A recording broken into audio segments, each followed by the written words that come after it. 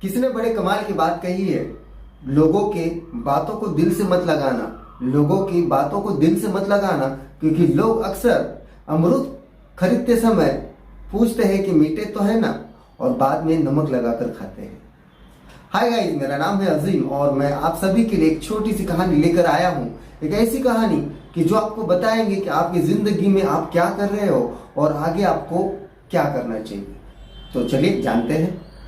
एक विशाल राज्य में एक बलशाली राजा होता है जो अपने राज्य के विस्तार के लिए दिन रात लड़ाइयाँ करता है और कई सारे राज्यों को अपने राज्य में शामिल करता है। वो इतना बड़ा बलशाली बन जाता है कि हर राजा उससे डरता है, लेकिन उसके लाइफ में वो इतना परेशान होता है, इतना दुखी होता है कि वो दिन रात सोचता है कि मेरे आगे चलकर क्या होगा।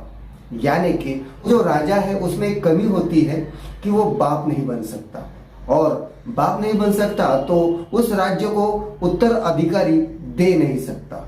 तो उसने कई सारे अपने राज्य के वैद्य हकीम को बुलाकर बहुत सारे इलाज किए, लेकिन कोई असर नहीं हुआ, और कई सारे प्रार्थनाएं कराई, पूजा कराई, लेकिन उसका भी कोई असर नहीं हुआ।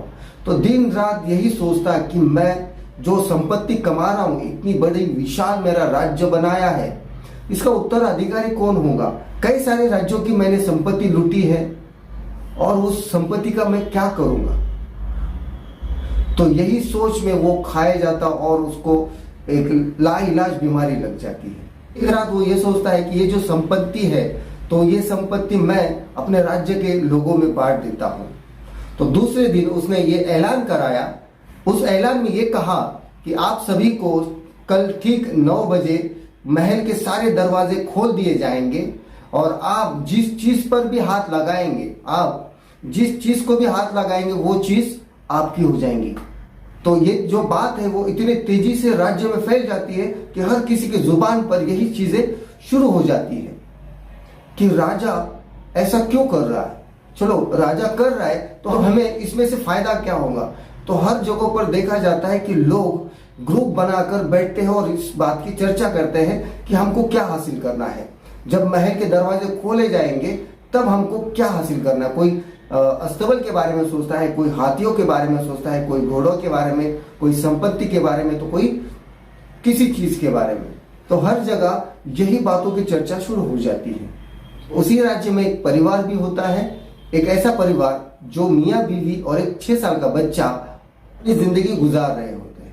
तो उनको भी ये पता चलता है कि कल सुबह 9 बजे महल के दरवाजे खुलने वाले हैं और वहां पर जो चीज को भी हम हाथ लगाएंगे वो चीज हमारी होगी। तो वो भी बातचीत करते रहते, तब ये बातचीत वो बच्चा भी सुनता है। तो बच्चा कहता है कि पिताजी कल मैं भी आऊंगा। तो उसके जो पिताजी कहते कि नहीं बेटा, यहाँ पर बहुत से लोग होंगे, बहुत भीड़ होंगी, आप मत आना, ये बड़े लोगों का काम है।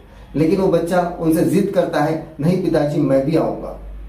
तो उस जिद के आगे वो मान जाते और कहते ठीक है बेटा, लेकिन हमारे साथ रहना।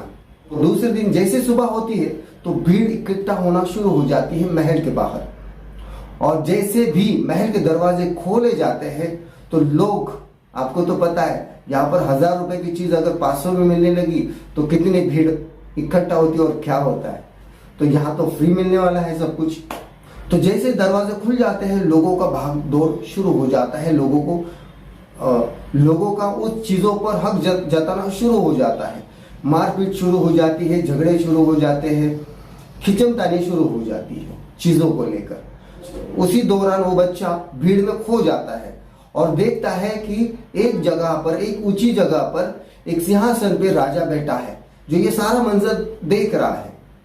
तो दौड़ता हुआ वो बच्चा उस राजा के पास जाता है और जाकर उस राजा को हाथ लगा देता है, और हाथ लगाने के बाद जोर से चिल्लाता है, सभी लोग शांत हो जाओ, आज से ये जो राजा है ये मेरा है और आप सभी मेरे हो। ये कहानी छोटी है मगर मजेदार है और हमें बहुत कुछ सिखाती है कि हम हमारे जिंदगी में हर दिन कुछ ना कुछ ऊपर वाले से मांगते रहते हैं। आज कुछ ये मांग लिया, कल कुछ और मांग लिया, लेकिन इसी दौरान हम ये भूल जाते हैं कि जिस ऊपर वाले से हम ये मांग रहे हैं, अगर हमने उसी को मांग लिया तो हमें और कुछ मांगने की जरूरत नहीं है। जिस दिन आपने उसे मांग लिया, वो कहते हैं ना, जिसके साथ में ऊपर वाला होता है उसका नीचे वाला कुछ बिगाड़ नहीं सकता। आई होप ये जो स्टोरी आपको मैंने सुनाई पसंद आई होंगी, तो लाइक शेयर कमेंट्स करते रहिए और बने रहे मेरे साथ में। मिलते हैं नेक्स्ट स्टोरी में नेक्स्ट टॉपिक के साथ। Wish all the best. जय हिंद, जय भारत।